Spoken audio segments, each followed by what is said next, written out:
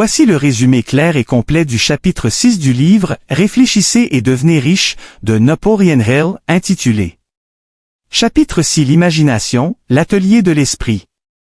1. L'idée principale. Tout ce que l'homme crée ou acquiert commence sous forme d'une idée. Dans ce chapitre, il révèle que l'imagination est l'usine où naissent toutes les idées. C'est grâce à elle qu'on transforme le désir en plan concret et, ensuite, en réalité matérielle. Sans imagination, le désir reste juste un rêve. 2. Deux formes d'imagination. Napoléon Hill distingue deux types d'imagination. L'imagination synthétique. Elle assemble des idées déjà existantes pour en créer de nouvelles. Exemple, un entrepreneur qui améliore un produit déjà connu. C'est la plus utilisée dans les affaires. L'imagination créatrice. C'est la source des idées originales. Elle fonctionne quand le subconscient est en lien avec l'intuition, la foi, ou même une inspiration supérieure. Il dit que les plus grandes découvertes viennent souvent de cette forme d'imagination. 3. L'imagination transforme le désir en plan d'action. Le processus est simple. Tu commences avec un désir brûlant, chapitre 2. Puis, grâce à l'imagination, tu conçois un plan clair pour le réaliser. C'est le pont entre l'idée et l'action. Exemple, Henry Ford a imaginé une voiture abordable avant d'en créer une.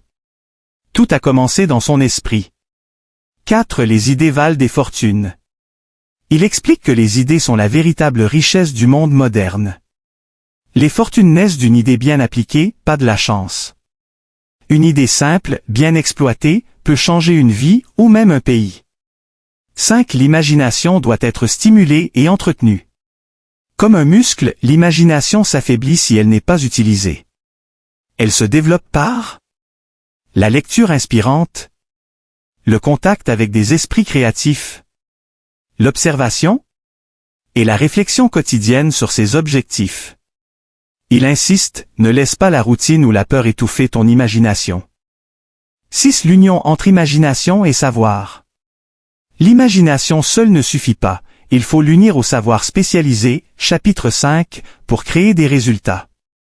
Une idée sans plan reste un rêve, mais une idée plus l'action devient richesse. En résumé, l'imagination est l'atelier de ton esprit où naissent les idées.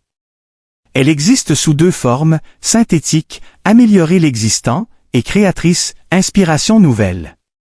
C'est l'outil qui transforme ton désir en plan d'action concret. Les idées ont plus de valeur que l'argent car elles créent la richesse. Pour réussir, entretiens ton imagination chaque jour, comme un